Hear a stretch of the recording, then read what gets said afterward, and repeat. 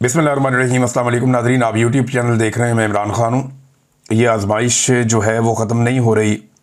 इसको मिसमैनेजमेंट भी कहा जाता है, लेकिन पाकिस्तान के पास तैयारी कोई नहीं थी।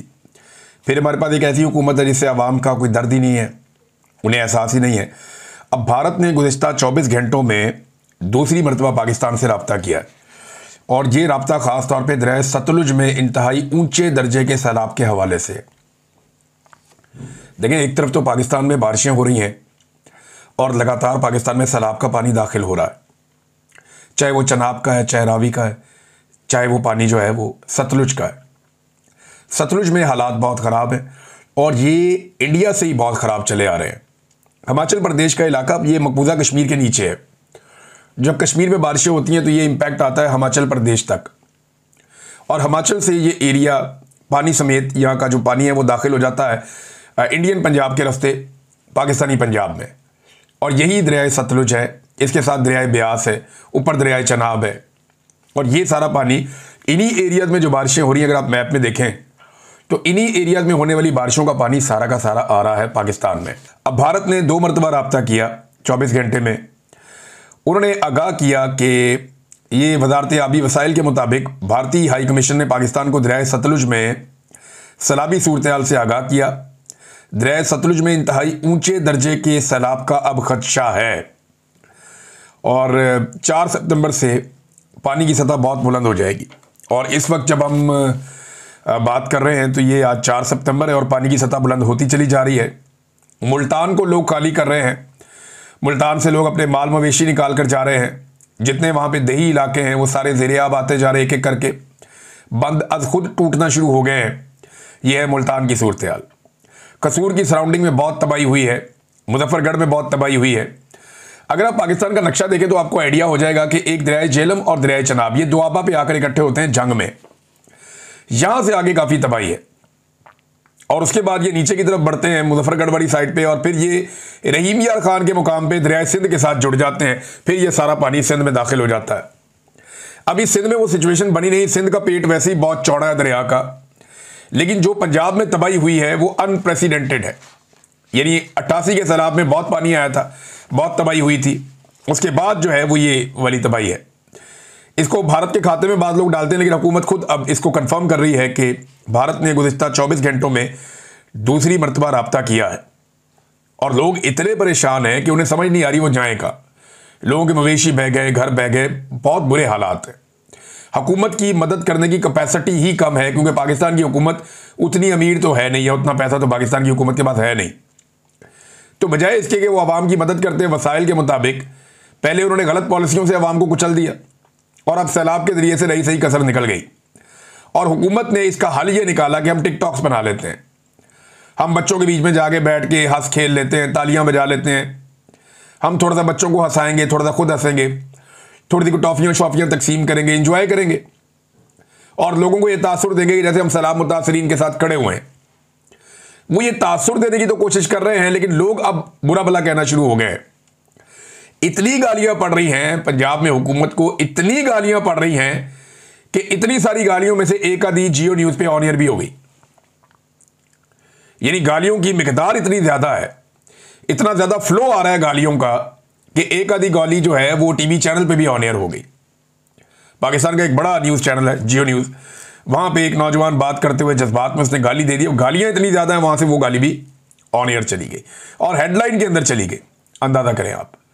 ये नाज़रीन इनकी सूरत हाल है, और बहुत ज़्यादा लोगों को इन्होंने पीस के रख दिया, लोगों की बात ही नहीं सुन रहे। जो असल सैलाब मुतासरीन हैं उनके करीब भी नहीं जा रहे, जो बात कर सकता है बंदा उसके करीब फटक भी नहीं रहे। हत्ता कि जो PMLN की क़यादत है या उनके MNAs MPAs हैं वो भी नहीं जा पा रहे। वो जाते हैं तो लोगों के साथ लड़ाई हो जाती है उनकी, लोग उन्हें गालियां देते हैं, वो लोगों को गालियां देते हैं। कल वो एक रमदे साहब है, उनके साथ वो गालम गलोच अंधाधुंध चल रही थी वहां पे। पब्लिक और वो साबिक MNA या पता नहीं मौजूदा है, वो लड़ रहे थे, PMLN का बंदा है। एक मरियम नवाज का पसंदीदा MPA है जो पहले PTI था, वहां से फिर वो शमूलियत कर गया PMLN के अंदर। वो सामने खड़ी खातून फरियाद कर रही है और वो अपने पूरे जिस्म के ऊपर जो है वो परफ्यूम लगा रहा है। समझ से बाहर है। ये लोगों को बिल्कुल इंसानियत है ही नहीं, इन्हें समझ ही नहीं है। यानी ये उनको तासुर दे रहा है कि तुम्हारे अंदर से मुझे स्मेल आ रही है, तो मैं अपने ऊपर जो है परफ्यूम छिड़क रहा हूं, जो भी है पता नहीं उसका क्या बयानिया वो देगा। अभी तक तो सोच ही रहा होगा कि मैंने इससे निकलना कैसे और बयानिया क्या बनाना है। तो अब लोग इतने तंग आ गए हैं कि लोग अपने मोबाइल फोन से इनको एक्सपोज करना शुरू हो गए। ये एक वीडियो है मेरे पास, यहां मैं देख रहा था कि वहां पे लोग खड़े होकर इनके मुंह पे रेस्क्यू वालों के बता रहे हैं कि अब ये सारे के सारे हमें रेस्क्यू करने की बजाय ये लग गए हैं टिकटॉक्स के ऊपर। लोगों ने इनके मुंह पे खड़े होकर बताया कि जी यहां से कश्ती के अंदर 4 बंदे बिठाते हैं, ये 2 एकड़ दूर लेके जाते हैं, वहां से पानी के बीच में वीडियो बनाते हैं और निकाल के वापस ले आते हैं और वीडियो पीछे व्हाट्सएप कर देते हैं। ये आज लोगों ने वीडियो भेजी है और वो कश्ती के अंदर बैठे हुए लोग उनके साथ ये बात करके सोशल मीडिया पे वायरल, आप देख सकते हैं जाके। लोगों को बिठाते हैं, 4 लोगों को पानी के अंदर पहले लेकर जाते हैं, वहां से वीडियोस बनाते हैं, वापस आ जाते हैं। वो बाबा जी है वो 3 दफा रेस्क्यू हो गए, अब उनकी वो चौथी वीडियो ना निकला है। वो बार बार उनको बेचारे को पानी में डाला जाता है, वो पानी में जाने के बाद डूबने का वो एक्टिंग करते हैं, उसके बाद ये आती है वो एमएनए, वो आके उसको रेस्क्यू करती है। वो 3 जगह से रेस्क्यू कर लिया अभी तक। बार बार इस तरह की जालसाजी ये करेंगे। हुकूमत जालसाजी के साथ बनी है तो ये सारे काम फिर जालसाजी के साथ ही होंगे। जालसाजी की हुकूमत जो है वो जालसाजी वाला काम ही करेगी ना, जाली टिकटॉक्स बनाएंगे। अब उन हुकूमत को खुश रखने के लिए इदारे भी इसी काम पे लग गए बदकिस्मती से। मरियम नवाज ने चूंग का दौरा किया है, ये लाहौर का इलाका है चूंग का, यहां बहुत तबाही आई है। यहां पे भी हुकूमत खाना नहीं दे पा रही, लोगों को फैसिलिटेट नहीं कर पा रही। तो चूंग जब ये गई तो जो मुतासरीन है वो बाद में ये मीडिया वाले गए तो उनको गिला कर रहे थे कि जी हमने मरियम नवाज को बताना था अपने प्रॉब्लम्स का, हमने अपनी चीजें सामने रखनी थी, जैसे पानी घुस गया घरों में, जो कुछ हुआ, जो नुकसान हुआ, वज़ीर आला कम से कम बताना चाह रहे थे उसको। तो जनाब हमें एक कमरे के अंदर बंद कर दिया। ख़वातीन बता रही हैं कि हम मरियम नवाज से बात करना चाहते थे, उसकी आमद के मौके पर हमें एक कमरे के अंदर बंद कर दिया और एक स्टेज सजा के चंद लोग बिठा के मरियम नवाज के टिकटॉक बना के वहां से रवाना कर दिया। ये नादरीन इनके हालात हैं। अब नादरीन एक बड़ी इंपॉर्टेंट चीज़ है, देखें अपोजिशन का एक रोल होता है। इस वक्त तो अपोजिशन है ही नहीं पाकिस्तान में, लेकिन फिर भी पाकिस्तान तहरीक इंसाफ की जो जेल के अंदर क़यादत मौजूद है, उन्होंने इस मुश्किल सूरत हाल में एक ख़त लिखा है और उस ख़त में उन्होंने बताया कि करना क्या चाहिए। ये ख़त आया है लाहौर में कोट लखपत जेल से। शाह महमूद कुरैशी है, डॉक्टर यास्मीन राशिद है, मियाँ महमूद रशीद है, उमर सरफराज चीमा है और एजाज चौधरी है। इन्होंने हुकूमत को ख़त लिखा है कि अब करना क्या है। उन्होंने कहा पंजाब मुकम्मल तौर पे तबाही के दहाने पे पहुंच गया है। सैलाब ने खुराक और ज़राअत को शदीद नुकसान पहुंचा दिया है। हुकूमत ने वक्त पर गंदम खरीदने का फैसला जो नहीं किया और जो गंदम ना खरीदने का फैसला किया, अब स्टॉक ख़त्म हो गया है। किसानों का ज़ख़ीरा सैलाब में ज़ाया हो रहा है। कीमत 3700 रुपये मन तक पहुंच गई है, बल्कि अब इससे भी ऊपर जा रही है। तो नवंबर में गंदम की काश्त अब मुमकिन नहीं रही कि आप गंदम को काश्त करें। तो खुराक की पाकिस्तान में अब किल्लत पैदा होने जा रही है। ये जेल में बैठे हुए लीडर्स कह रहे हैं, बाहर बैठे हुए लोगों को टिकटॉक बनाने से फुर्सत नहीं है, वो जेल में बैठे हुए बता रहे हैं जनाब ये सूरत हाल पैदा हो गई है। चावल की फसल तबाह हो चुकी है, चावल की कीमत आने वाले दिनों में बढ़ेगी, चावल की बरामदात मुतासिर होंगी। आपके जो ज़र मुबादला आता है या जो आप बाहर भिजवाते हैं अपनी अजनास और उनसे आपको पैसा आता है, वो आना आपका बंद हो जाएगा या कम होगा। तो जनाब मकई और सब्जियां भी बहुत बुरी तरह मुतासिर हुई हैं। कपास की फसल पहले ही आधी हो गई थी, वो जो रह गई थी वो भी तबाह हो गई है। अब जो आपका टेक्सटाइल का सेक्टर है या जो कपड़ा बनाते हैं, धागा बनाते हैं, उन सबको कपास बाहर से इंपोर्ट करनी पड़ेगी और खूर्दनी तेल भी बाहर से इंपोर्ट करना पड़ेगा। तो इन्होंने सिर्फ मसाइल नहीं बताए, तजावीज़ दी है कि ज़र मुबादला के हालात बहुत ख़राब होने जा रहे हैं, गुर्बत और बेरोज़गारी में और महंगाई में बहुत इजाफा होने जा रहा है। हुकूमत को फौरी तौर पे क्या करना चाहिए जिससे पाकिस्तान अपने पैरों पे खड़ा हो, ये वो बता रहे हैं। नंबर 1, जितने भी मुतासरा अजला हैं उनको आबपाशी टैक्स जो होता है आबियाना, उससे मुस्तस्ना करार दिया जाए, टैक्स खत्म करें उनके। ज़रई इनकम टैक्स जो है मुअख्खर कर दिया जाए। छोटे किसानों के जितने भी ज़रई कर्जे हैं वो माफ़ कर दिया जाए और हुकूमत फौरी तौर पर खुराक के हुसूल के इकदाम करे। देखें पाकिस्तान की गवर्नमेंट को फौरी तौर पे गंदम इंपोर्ट करनी पड़ेगी बड़े पैमाने पर। हो सकता है इस दफ़ा में चावल भी इंपोर्ट करने पड़े। तो खुराक पाकिस्तान में पूरी करनी पड़ेगी, हर हाल में करनी पड़ेगी, क्योंकि किसान की जो पहली प्रायोरिटी होनी चाहिए सैलाब उतरने के बाद, वो चारा होनी चाहिए। सबसे पहले चारे का बंदोबस्त किया जाएगा ताकि जो जानवर हैं उन्हें महफूज रखा जा सके। पाकिस्तान जो है दूध पैदा करने वाले बड़े मुल्कों में से एक है। पाकिस्तान में दूध की खपत भी बहुत ज़्यादा है और अगर दूध की पैदावार कम होती है, जो हालात पैदा हो गए हैं उसके बाद, तो पाकिस्तान के लिए बड़ी मुश्किलात में इजाफा हो जाएगा। लिहाजा फौरी तौर पे ये इक़दाम पाकिस्तान को करने पड़ेंगे। एक तो खुराक जितनी मैक्सिमम हो सकती है पाकिस्तान को इंपोर्ट करनी पड़ेगी, हमारी सरजमीन पे तो अब है नहीं। हुकूमत ने पहले खरीद कर स्टोर की नहीं, तो अब गंदम जो थी वो बहुत सारी ज़ाया भी हो गई है और अगले साल गंदम लगने की कोई उम्मीद नहीं है कि उतने बड़े पैमाने पर लगेगी जैसे नॉर्मली पाकिस्तान में, ख़ास तौर पे पंजाब में लगती है। तो ये सूरत हाल इंतहाई परेशान कुन है। इससे निकलने की तजावीज़ भी उन्होंने दी हैं। देखिए, मुझे ऐसा लगता है कि ये मुल्क को अब सिर्फ कर्ज़ों पे चलाएंगे।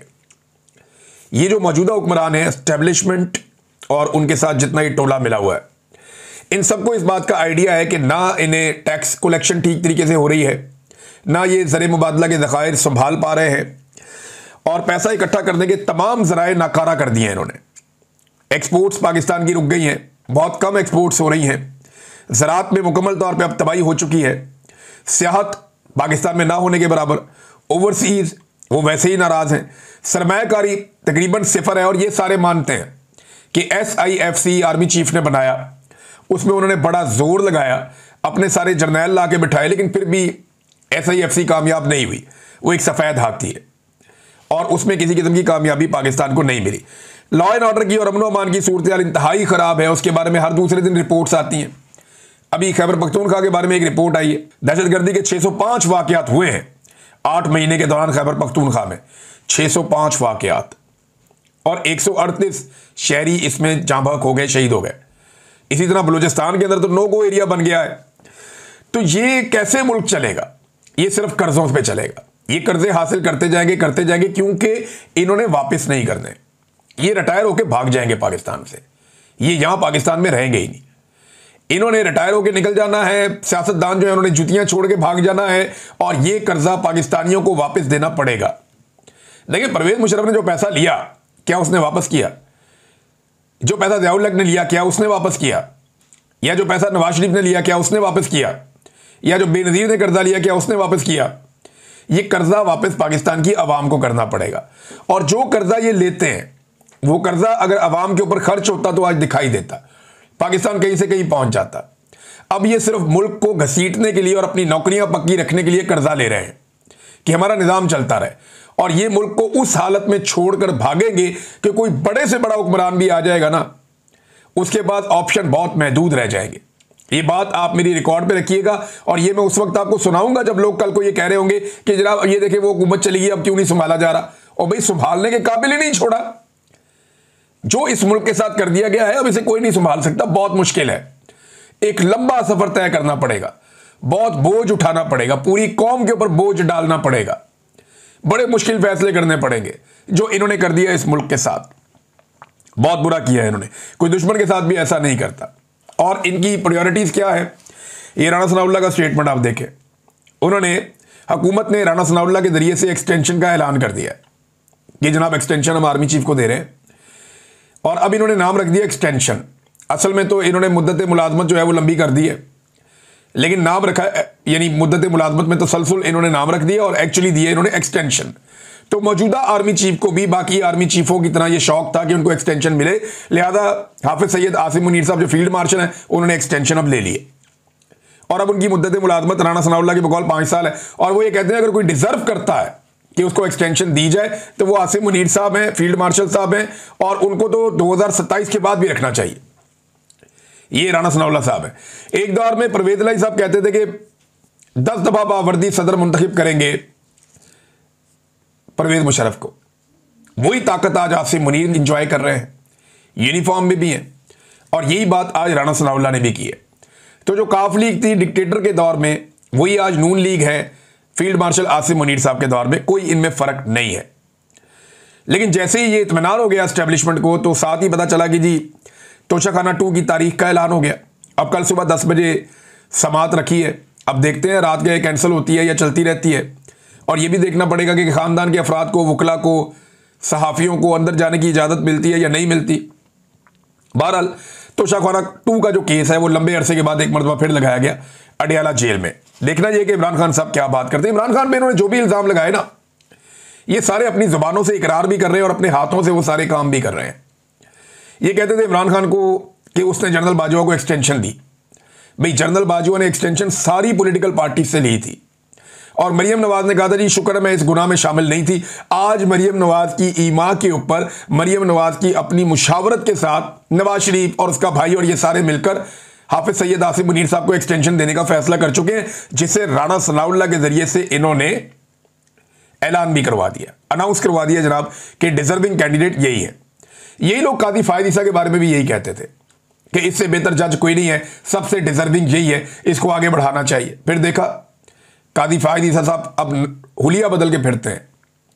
कादी फायद ईसा साहब जो है वो पब्लिक में नहीं आ सकते, लोगों को मुंह दिखाने के काबिल नहीं रहे। जनरल बाजवा कहीं पब्लिक के बीच में नहीं जा सकते, मुंह दिखाने के काबिल नहीं रहे। अभी जनरल नदीम अंजुम रिटायर हुआ, तजर्बे के तौर पे निकालो कहीं बाहर पब्लिक में उसे, तो आइडिया हो जाएगा कि मुंह दिखाने के काबिल नहीं रहे। तो हालात ये है कि इस तरह के लोगों का ऐसा ही अंजाम होता है, जो लोग अवामी उमंगों के खिलाफ मुल्क को घसीटने की कोशिश करते हैं या लोगों को अजियत देते हैं, उन लोगों का अंजाम ऐसा ही होता है। इनका वक्त होता जरूर है, ये मौजें बहुत करते हैं, लेकिन वक्त थोड़ा होता है और एक दिन आता है वक्त खत्म हो जाता है। जजेस नादरीन आहिस्ता आहिस्ता जो है वो हौसला कर रहे हैं, खड़े हो रहे हैं। अभी कुछ स्टेटमेंट जो हैं वो अतर मिनुल्लाह साहब के आए हैं, मैं ये आपके सामने रख देता हूँ चंद स्टेटमेंट्स उनके। अतर मिनुल्लाह साहब ने कहा कि इस मुल्क में आइन की बालादस्ती और कानून की हुक्मरानी नहीं है, बल्कि अशराफिया की अजारादारी है, क्योंकि यहां आईनी गवर्नेंस नहीं है। पाकिस्तान बनते साथ ही पाकिस्तान तोड़ने की बुनियाद रख दी गई, और यह बात मैं नहीं कर रहा, यह किताबों में लिखा है। उस वक्त के एयर चीफ मार्शल की किताब में यह बात लिखी है। जनरल ज़िया उल हक ने कहा कि हमारी अदलिया आज़ाद है, फिर उसी अदलिया ने भुट्टो को सूली पर चढ़ा दिया। 40 साल बाद अदलिया ने तस्लीम किया गलती हो गई, माफ़ी मांगी, लेकिन सज़ा किसी को नहीं हुई।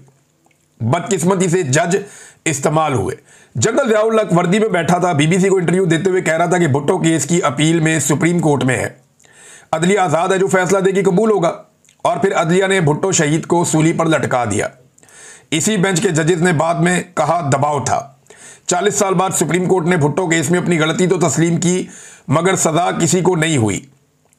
उस वक्त सज़ा सिर्फ भुट्टो को नहीं मिली, उसके साथ इस मुल्क की आवाम थी, जिसके साथ मिलकर भुट्टो शहीद अशराफिया से लड़ रहे थे, और जजेस ने खुशी से खुद को इस्तेमाल होने दिया। आज इमरान खान उसी जगह पे खड़ा है, लेकिन जजेस जो है वो इसी तरह आलाकार बने हुए हैं, इसी तरह सहूलतकार बने हुए हैं। बल्कि इन्होंने ये भी कहा कि हाइब्रिड निज़ाम के बारे में भी जज ने बात की कि हाइब्रिड निज़ाम जो है वो आमरीत है। एक तरफ ख्वाजा आसिफ कहते हैं मुल्क में हाइब्रिड निज़ाम है, दूसरी तरफ अतर मिनुल्लाह साहब कहते हैं कि ये तो आमरीत की एक मिसाल है, आमरीत है। और एक्चुअली तो आमरीत ही चल रही है ना पाकिस्तान में, और क्या चल रहा है। वैसे इसमें एक चीज़ और बड़ी इंटरेस्टिंग हुई कि जब जज साहब बात करते रहे जजों के इस्तेमाल होने पे, तो वकला शेम शेम के नारे लगाते रहे और वो कहते रहे कि जनाब शेम शेम ये चल रहा है। तो वकला को भी इस बात का इदराक हो रहा है, जजेस को भी हो रहा है। कुछ जजेस ने लेटर्स भी लिखे हैं। जस्टिस मुनीब और जस्टिस मंसूर अली शाह साहब ने भी बाकायदा कुछ हक़ाइक़ सामने रखे। फिर इस्लामाबाद हाई कोर्ट के 2 मुअज़्ज़िज़ जज साहिबान ने भी हक़ाइक़ सामने रखे खतूत लिखकर। तो जजेस को इस बात का इदराक है कि पाकिस्तान में अदलिया बहुत बुरी तरह कंप्रोमाइज़ हो गई है और इस तरह मुल्क चल रहा नहीं है। देखिए सारे के सारे तबकात ही बहुत परेशान हैं, चाहे इदारे हों, चाहे सिक्योरिटी इदारे हों, चाहे ब्यूरोक्रेसी हो, पूरा का पूरा निज़ाम परेशान है और हैरान है कि ये मुल्क के साथ कर क्या दिया गया है, और इस तरह ये मुल्क चल नहीं सकता। अवाम के अंदर भी एक कैफियत है, बहुत परेशान है वो भी। तो सबको आइडिया है कि इसको धक्का देना पड़ेगा, निज़ाम के इस हिस्से को, इस नासूर को हटाना पड़ेगा। अब पहल कौन करता है इस बारे में कुछ कहा नहीं जा सकता। वकला ज़रा बोल्ड होते हैं, उनसे ज़्यादा तवक्को रखी जाती है, इसलिए इमरान खान साहब भी बार बार वकला का नाम लेते हैं कि वकला करेंगे। लेकिन फ़िलहाल पाकिस्तान का हर तबका भरा बैठा है। देखना यह कि शुरुआत कहाँ से होती है और पहला कदम कौन उठाता है। बहरहाल जजेस के अंदर काफ़ी रिएक्शन है, परेशानी है, लेकिन जजेस ही कंप्रोमाइज़ हैं। इन्हीं के साथी जो है वो दूसरी तरफ एस्टेब्लिशमेंट के आलाकार भी बने हुए हैं, इसमें कोई दो राय नहीं है। नाज़रीन, अच्छी खबर आज ये है, हलीमा खानम के जो बेटे हैं वो रिहा हो गए हैं, दोनों को ज़मानत मिल गई है। बड़े बेटे को भी मिल गई जो बिल्कुल ही बेगुनाह था, दूसरे को भी मिल गई, और दोनों को जमानत मिली कि 27 महीने के बाद। ये कौन सा तरीका है भैया? आपने बंदे पकड़ के गिरफ्तार कर लिए, बंदे इधर ही थे, आपने पहले गिरफ्तार ही नहीं किए, 27 महीने के बाद आप गिरफ्तार कर लें। तो शेर अफजल के बारे में सवाल किया गया अलीमा खानम से, तो उन्होंने कहा कि स्टैब्लिशमेंट का बंदा है, जो उसको लाइन मिलती है वो करता है। इमरान खान ने इसीलिए उसको पार्टी से निकाला हुआ है कि वो नुकसान पहुंचा रहा था, वारदातें डाल रहा था। तो शेर अफजल मरवत साहब ने बड़ी अजीबोगरीब बात की अलीमा खान के बारे में। मोहतरमा अलीमा खानम, आपके बेटों को इंसाफ मिलने पर दिल की गहराइयों से मुबारकबाद, जबकि आपके भाई समेत पीटीआई के दीगर कारकुनान और रहनुमा उनके लिए इंसाफ नायाब हो गया है। मैं आपसे सिफारिश करूंगा कि हसन नियाज़ी के लिए भी कोशिश करें, जो 2 साल से जेल के पीछे है, और इसी जुर्म और एक ही किरदार के लिए, यानी ये जुर्म जो आपके बेटे ने किया वही उसने किया। बाकी आपके इल्ज़ामात का जवाब चंद दिन बाद। अच्छा, मामला ये है कि शेर अफजल मरवत ने बड़ा बारीक काम किया।